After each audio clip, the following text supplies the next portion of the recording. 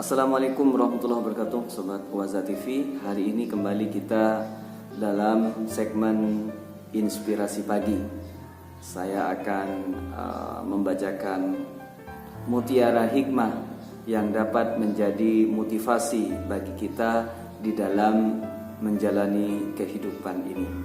Tentu Anda, saya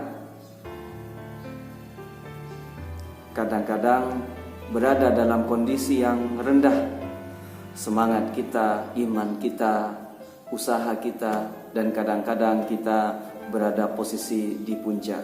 Nah, di saat kita berada pada posisi yang rendah, maka kita membutuhkan sebuah motivasi yang dapat mengangkat gairah dan motivasi diri sehingga berkembang dan berbuat lebih baik. Motivasi yang pertama yang saya bacakan, kita tidak akan tahu doa yang mana dan usaha yang keberapa yang akan terkabul. Tugas kita hanya memperbanyak. Teman-teman, bahwa sesungguhnya kadang-kadang kalau kita berdoa, kita ingin mengharapkan sesuatu itu terjadi sesuai dengan doa kita. Kadang-kadang seperti itu, sehingga kita berimajiner bahwa doa itu akan berwujud seperti apa yang kita minta. Padahal tidak demikian. Tugas kita hanyalah memperbanyak doa. Selebihnya yang menyempurnakan doa kita adalah Allah Subhanahu wa Ta'ala, Tuhan yang Maha Kuasa. Mengapa demikian? Karena Tuhan itu tahu apa yang terbaik untuk kita, kapan waktu yang terbaik untuk kita. Maka tugas kita adalah berdoa, dan Allah yang akan menyempurnakan. Tentu ketika berdoa kita harus berpasrah seutuhnya kepada Allah terkait terkabulnya doa, terpenuhinya doa. Kemudian yang kedua adalah kita juga tidak tahu usaha yang keberapa yang akan membuat kita berhasil. Yang penting tugas kita adalah usaha. Maka setelah kita melakukan usaha yang terbaik yang kita kerjakan, maka selebihnya dari usaha itu kita pasrahkan kepada Allah. Wa may yatawakkal 'ala Allah fahuwa hasbuh. Kata Allah, barang siapa yang bertawakal kepada Allah, berpasrah diri secara utuh kepada Allah, maka Allah akan mencukupinya. Maka Allah yang akan mencukupinya. Artinya apa? Bahwa tugas kita adalah berdoa, tugas kita adalah berusaha. Kemudian pasrahkan kepada Allah Subhanahu wa Ta'ala keberhasilannya. Kenapa demikian? Seperti yang saya sampaikan tadi, Allah tahu kapan waktu yang terbaik untuk kita, apa yang terbaik untuk kita. Kemudian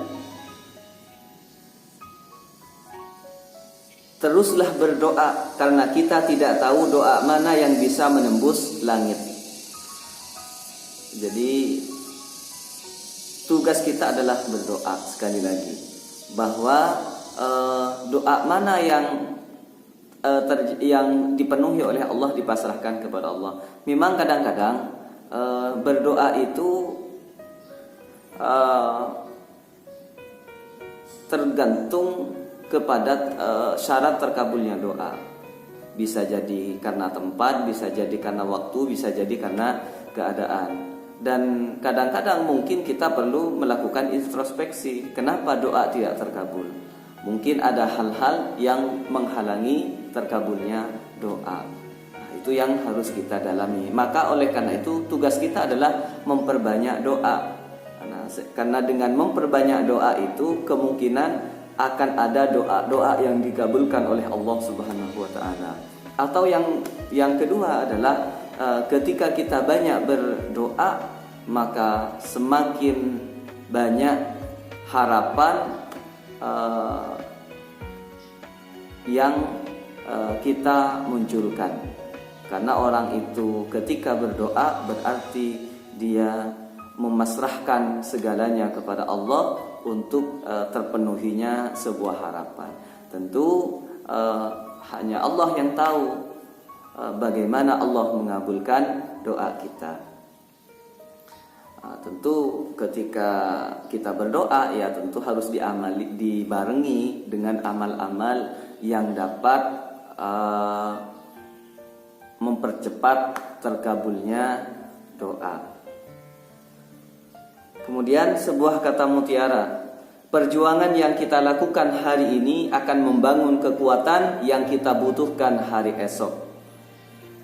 Jadi orang yang berjuang hari ini belum tentu bisa memetik hasilnya hari ini. Bisa jadi kita akan memetiknya hari esok. Bisa jadi yang memetik adalah anak cucu kita, generasi kita. Nah, yang terpenting adalah kita berjuang menempuhi kehidupan ini dengan kondisi yang terbaik, dengan cara yang terbaik, kemudian dengan doa yang terbaik. Tugas kita adalah berjuang. Bisa jadi kita menikmatinya. Kalau kita tidak menikmatinya, maka perjuangan itu bisa jadi menjadi amal soleh bagi diri kita. Dan tentu ketika akan semakin banyak orang yang menikmatinya, maka akan menjadi ladang amal yang berkelanjutan. Nah, oleh karena itu dalam hal apapun kita berjuang, memperjuangkan dan berusaha sekuat tenaga. Dan bisa jadi itu adalah kekuatan kita hari esok. Sama dengan orang mereka hari ini meluangkan waktu, tenaga untuk belajar, maka bisa jadi hari esok dia menjadi orang yang pintar, menjadi orang yang memiliki kekuatan keilmuan yang mumpuni. Bisa jadi hari ini dia bekerja dengan pekerjaan yang terlihat sederhana, kemudian dikerjakan secara istiqomah.